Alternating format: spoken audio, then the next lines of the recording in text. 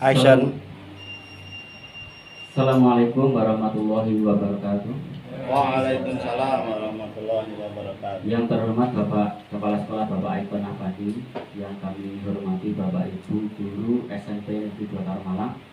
Terima kasih atas waktunya pada pagi hari ini dapat menghadiri yaitu acara diseminasi budaya positif dan berbagi praktek baik, yaitu program dari calon guru penggerak, terutama saya, yaitu dalam kesempatan ini akan menyampaikan yaitu wawasan tentang budaya positif. Mudah-mudahan nanti menjadikan wawasan bagi Bapak Ibu semuanya dan nanti bisa ditularkan kepada teman sejawat dan tentunya nanti bisa dipraktekkan pada peserta didik siswa-siswi SMP 2 Karamalang. Untuk kegiatan ini kami memohon pada Bapak Aikon Afandi untuk membuka secara resmi. Mudah-mudahan dalam kegiatan ini dapat berjalan dengan lancar, tidak ada kendala suatu apapun. Untuk waktu dan tempat kami berikan kepada Bapak Aikon.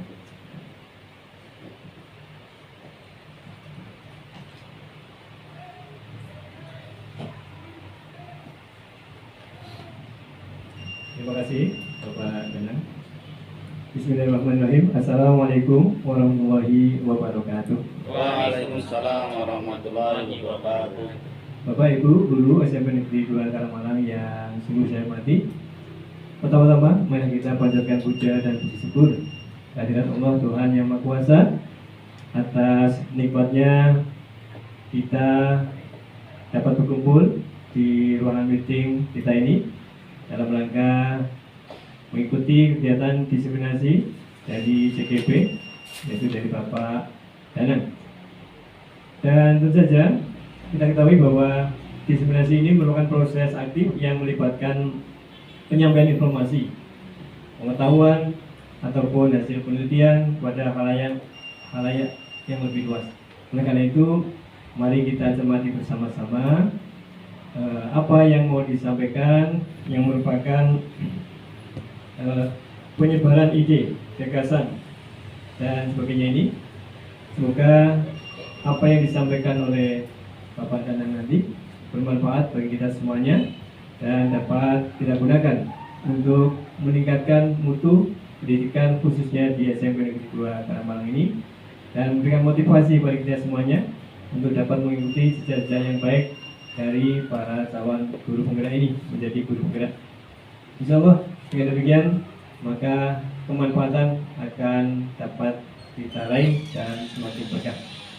Demikian saja dari sambutan sedikit ini. Semoga kegiatan diseminasi ini lancar. Kami persilakan kepada Bapak Danang untuk melanjutkan kegiatannya. Assalamualaikum warahmatullahi wabarakatuh. Waalaikumsalam warahmatullahi wabarakatuh.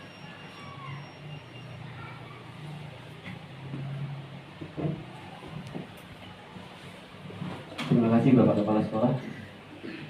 Kami aturkan telah memberikan waktu untuk kami menyampaikan yaitu diseminasi. Bapak Ibu yang kami hormati, sebelum saya menyampaikan yaitu diseminasi, bahwasanya untuk guru penggerak ini prosesnya untuk tahun ini itu dilaksanakan selama kurang lebih 6 bulan. Jadi kalau kemarin kita mau dimulai dari bulan Maret, maka selesai nanti perkiraan bulan November tahun 2024, kurang lebih 6 bulan. Untuk tahun yang lalu, angkatan yang sebelumnya itu sekitar 8 bulan, bahkan sebelumnya juga 1 tahun. Jadi selama 6 bulan kami mengikuti kegiatan pendidikan calon guru penggerak ini. Kemudian dari selama pendidikan guru penggerak ini kami menyelesaikan yaitu sebanyak 3 modul. 3 modul itu terdiri dari modul 1, modul 2, dan modul 3. Setiap modul itu ada submodul yaitu isinya 1.1, 1.2, 1.3, 1.4. Kemudian modul yang kedua nanti juga demikian, 2.1, 2.2, 2.3. Kemudian yang ketiga juga demikian. Nah, itu sekilas tentang gambaran modul. Untuk setiap modul itu ada beberapa tugas. Tugasnya itu ada yang tugas di mingguan atau 2 minggu sekali, kemudian ada tugas yaitu esai ataupun kemudian ada juga yang diskusi kelompok, kemudian ada juga yang tugas secara individu. Nanti tugasnya diupload di dalam portal yang dinamakan LMS, yaitu Learning Management System. Jadi nanti tugas tadi dikumpulkan secara online, kemudian nanti dari kami itu ada dua atasan kami yang menilai. Yang pertama adalah fasilitator. Fasilitator itu dalam satu angkatan di Kabupaten Sragen ini calon guru penggerak kurang lebih 90 orang yang terdiri dari guru SD 70%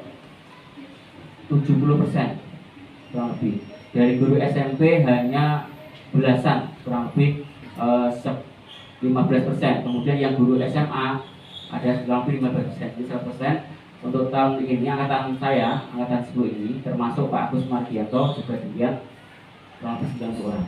Nah kemudian itu untuk yang pertama tadi adalah kami perkenalkan yaitu fasilitator. Itu tugasnya adalah untuk manajemen setiap tugas yang diberikan kepada calon guru penggerak, termasuk mengawasi setiap langkah-langkah calon guru penggerak. Jadi setiap saat dan setiap waktu, setiap di mana saja kami selalu diingatkan oleh fasilitator, yaitu terutama kalau fasilitator kami yaitu Bu Isminatun. Beliau adalah alumni guru penggerak, kemudian alumni pengajar praktek, dan sekarang sudah menjadi fasilitator. Beliau adalah seorang guru di SMP Kartosuro.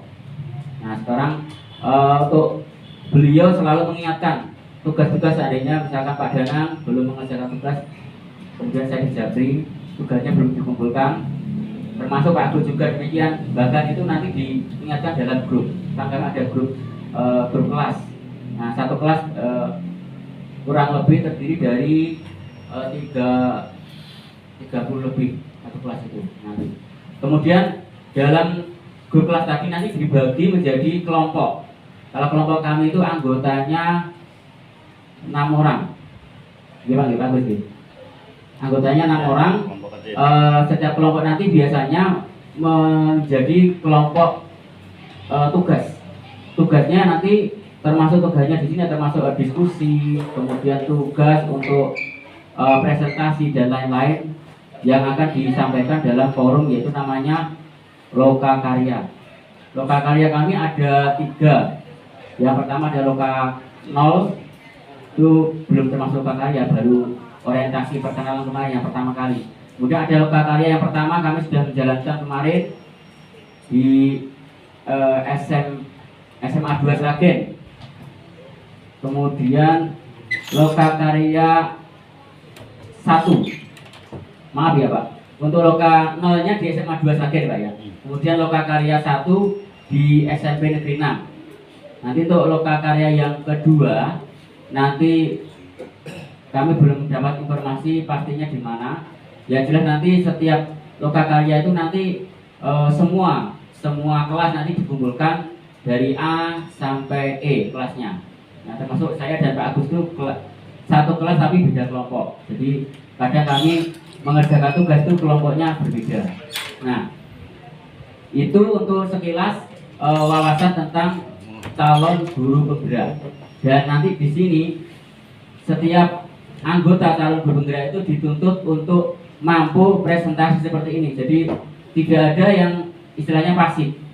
Jadi semuanya harus bisa mempersiapkan materi, baik itu tentang wawasan tentang dunia pendidikan, terutama dalam hal yaitu seluk-beluk dari sekolah. Jadi yang dipelajari dari calon guru penggerak itu banyak sekali, termasuk di situ ada karakter pendidik kita sendiri, kemudian karakter anak, kemudian lingkup teman kerja kita semuanya. Jadi semuanya nanti dipelajari bagaimana untuk kesinambungannya. Bapak Ibu yang kami hormati, untuk selanjutnya pada kesempatan kali ini kami akan menyampaikan yaitu diseminasi dan berbagi praktek baik, yaitu tentang budaya positif. Nah, untuk kali ini perkenalkan dulu untuk sebelum kita masuk ke budaya positif, kita tahu bahwasanya Ki Hajar Dewantara, KHD itu Ki Hajar Dewantara, ini memiliki filosofi seperti ini. Pembelajaran berpusat pada anak, yaitu memiliki asas trikon ing asos tulodo, kemudian ing madya manungkasa tuturi handayani. Jadi kalau kita dulu itu kan sebelum ada kurikulum merdeka itu sekolah atau pembelajaran itu seakan berpusat pada guru. Nah sekarang harus berubah wacana kita, pembelajaran itu berpusat pada anak. Jadi tidak semuanya mutlak kita yang menentukan bagaimana supaya KBM itu berjalan dengan baik. Jadi harus mengikuti kodrat zaman atau waktu sekarang. Misalkan kalau sekarang lebih pada kemerdekaan mengemukakan pendapat, termasuk diskusi dan lain-lain, itu termasuk pembelajaran yang berpusat pada anak. Kalau dulu zamannya sebelum ada kurikulum merdeka itu lebih pada metode ceramah, ya, satu arah saja. Jadi anak itu hanya mendengarkan, tapi sekarang itu sudah berdiferensial atau berbeda-beda metode pembelajaran. Kemudian yang berikutnya, latar belakang dari pemikiran KHD yaitu menuntut kodrat anak, merdeka mengajar, budi pekerti, sistem among. Jadi ini adalah hal-hal yang berkaitan dengan kurikulum merdeka, sejalan yaitu dengan pemikiran Ki Hajar Dewantara. Kemudian tujuan pendidikan menurut Ki Hajar Dewantara, tujuannya adalah untuk menuntun. Jadi anak itu diibaratkan seperti benih. Jadi kita itu memiliki anak yang bermacam-macam. Jadi tidak semuanya benih itu baik. Nah intinya kita sebagai guru itu bagaimana merawat. Jadi guru itu ibaratnya petani. Dalam filosofi Ki Hajar Dewantara, guru itu sebenarnya petani atau pekebun yang merawat merawat benih-benih tadi yang bermacam-macam. Kalau tempatnya bagus, kemudian cara merawatnya bagus, maka benih itu walaupun benihnya tidak baik, maka akan menjadi baik. Sama juga seperti anak-anak yang kita berikan pembelajaran. Misalkan kalau lingkungan kita sudah bagus, kemudian benihnya belum bagus, kemudian kita merawatnya bagus, maka hasilnya akan bagus. Benihnya tidak bagus, lingkungannya tidak bagus, gurunya bagus, maka bisa menjadi bagus. Nah, tergantung petaninya atau pekebunnya, tergantung bagaimana kita merawatnya. Nah, itulah filosofi yang ada pada Ki Hajar Dewantara. Nah, sekarang kita masuk pada profil pelajar Pancasila, yaitu profil pelajar Pancasila itu tujuannya adalah supaya anak ini memiliki nilai-nilai seperti ini: beriman, bertakwa pada Tuhan Yang Maha Esa, kemudian mandiri, kemudian bernalar kritis, kreatif, berkebinekaan global, gotong royong. Nah ini nilai-nilai dalam profil pelajar Pancasila. Kemudian berikutnya nilai-nilai guru penggerak. Yang pertama adalah semisal saya atau Pak Agus yang jadi calon guru penggerak ini harus memahami nilai-nilai. Nilai itu bagaimana? Nilai itu yang harus dipahami dan kita terapkan pada anak-anak kita semuanya. Yang pertama, belajar harus berpihak pada murid, jangan lagi berpihak pada guru. Jadi intinya mengutamakan kepentingan murid. Kemudian yang kedua adalah mandiri. Mandiri ini apa? Mampu mengembangkan kemampuannya masing-masing. Anak tadi semisal diberikan tugas atau diberikan suatu pembelajaran, dia bisa mengikuti dengan baik. Jadi tidak hanya mengandalkan dari bapak ibu guru saja. Mereka bisa berpikir kreatif, mandiri. Kemudian yang berikutnya yaitu reflektif, yaitu apa? Reflektif itu istilahnya mengevaluasi setiap pembelajaran yang tadi dilaksanakan. Jadi termasuk guru penggerak termasuk bapak ibu guru semuanya, ini setiap pembelajaran harus melakukan yaitu reflektif. Bagaimana ini sudah dievaluasi, apa sudah baik apa belum. Ketika pembelajaran anak tidak ada yang memperhatikan, maka kita evaluasi. Kita cari cara untuk supaya anak ini bisa semangat dalam menerima pelajaran. Mungkin dengan metode diskusi, dengan metode index catchment, atau metode dengan snowballing atau yang lainnya. Jadi kalau zaman dulu kita belum kenal, sekarang saatnya kita menerapkan metode tersebut. Kemudian berikutnya kolaboratif. Kolaboratif maksudnya apa? Kita saling bekerja sama antara stakeholder di sekolah, antara guru, karyawan, bapak kepala sekolah. Ini semuanya harus berkolaborasi, kerjasama. Kemudian yang berikutnya inovatif, yaitu apa? Sejalan dengan perkembangan zaman, yaitu mampu menguasai bidang pengetahuan yang terkini. Contoh misalkan kalau kita awal-awal semenjak ada pandemi itu namanya Google Form, itu saya rasa pertama kali kita mengenal yaitu tentang inovasi dalam bidang dunia pendidikan. Sekarang sudah kita merambah ke yang lebih maju lagi, ke Canva, kemudian ke Capcut dan lain-lain. Ini sangat mutlak harus dikuasai. Saya sendiri juga merasa sangat kurang dalam hal ini, maka kami sendiri juga berusaha untuk meningkatkan kompetensi kami dalam bidang memahami aplikasi-aplikasi yang berkaitan dengan dunia pendidikan. Berikutnya, peran guru penggerak yaitu menjadi pemimpin dalam pembelajaran. Jadi termasuk bapak ibu semuanya di kelas ini perannya adalah menjadi pemimpin. Kemudian yang berikutnya menjadi coach atau pelatih bagi guru lain. Maksudnya apa? Memberikan motivasi pada bapak ibu guru untuk supaya apa? Semangat dalam memberikan pembelajaran. Mendorong kolaborasi kerjasama antara guru dan karyawan dan stakeholder semuanya. Kemudian mewujudkan kepemimpinan murid. Jadi anak-anak itu merasa enjoy atau merasa senang kalau mendapatkan sesuatu yang baru, terutama dari calon guru penggerak. Tentunya ini sudah diberikan bekal-bekal, yaitu tentang bagaimana memodifikasi yaitu pembelajaran. Berikutnya adalah menggerakkan komunitas praktisi. Maksudnya apa? Kita dalam lingkup sekolah kita yang besar ini, SMP 2 Karamalang, tentunya banyak sekali komunitas, yaitu tentang bagaimana mengembangkan contoh semisal kompetensi dalam bidang MGMP.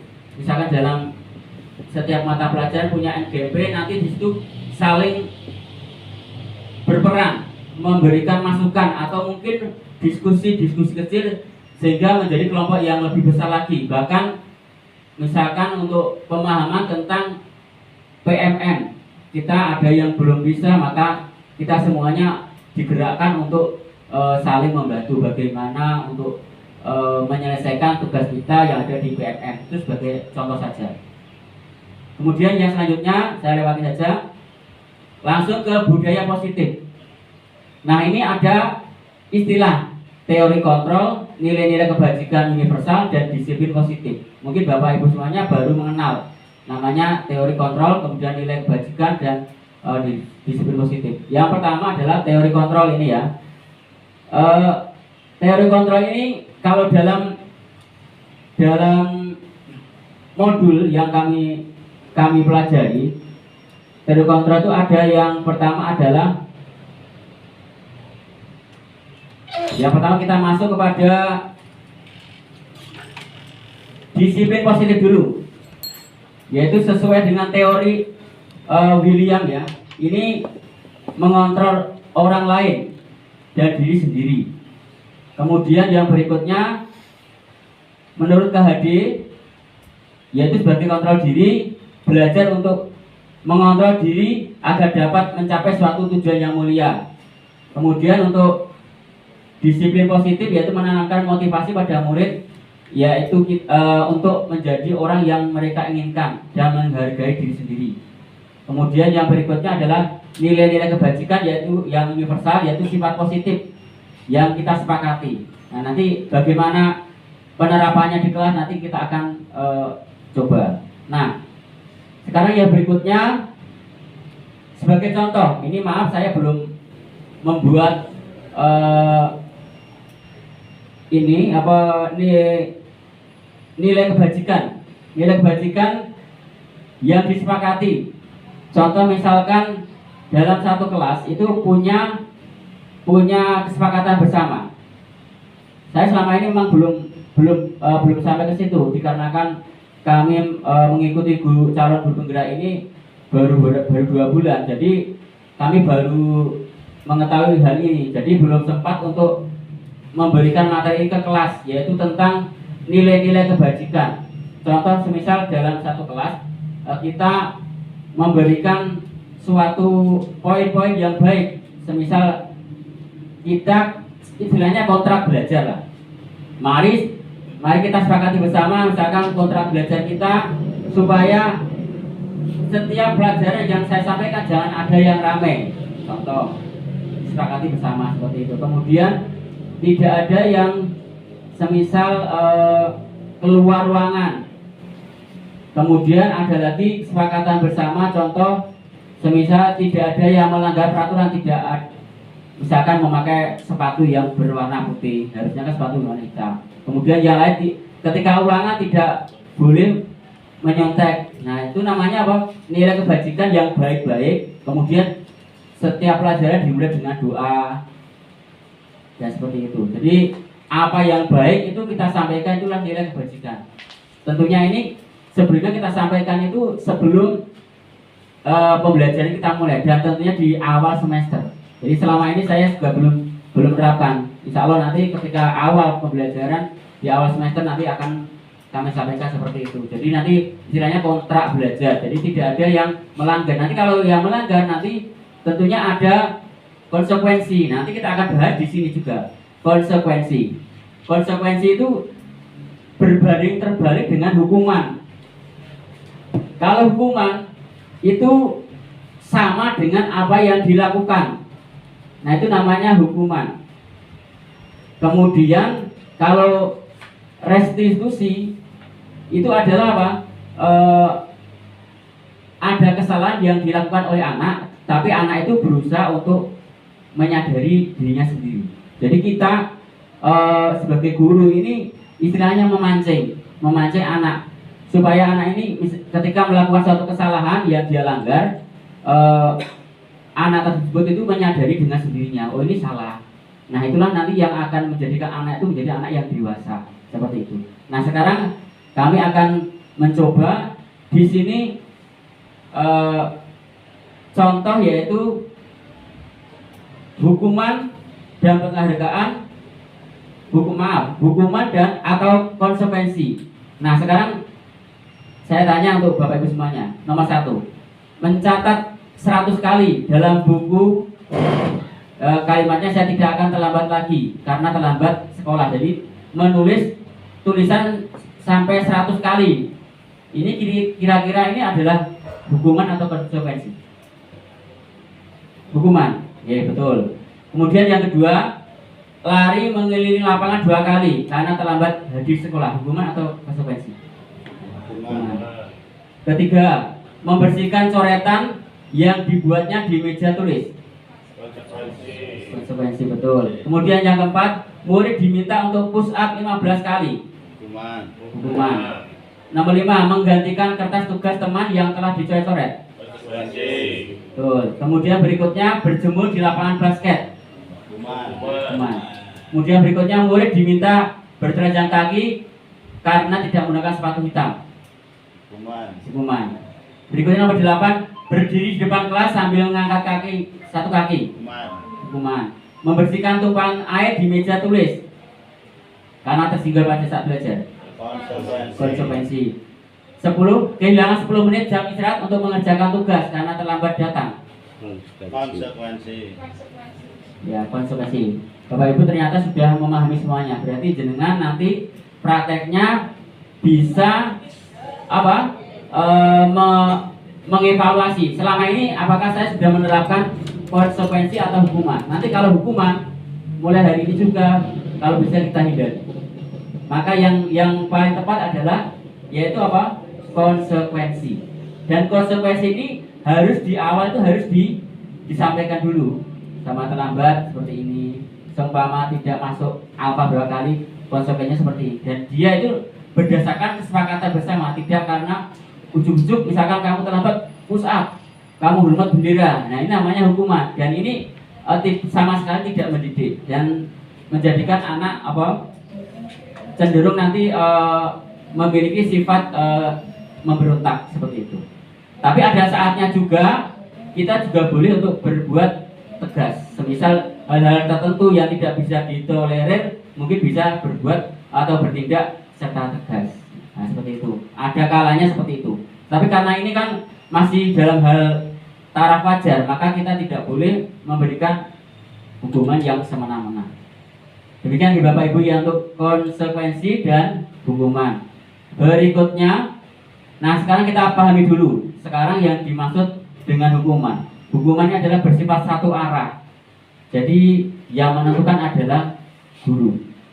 Tanpa ada kesepakatan dulu. Tanpa ada kesepakatan.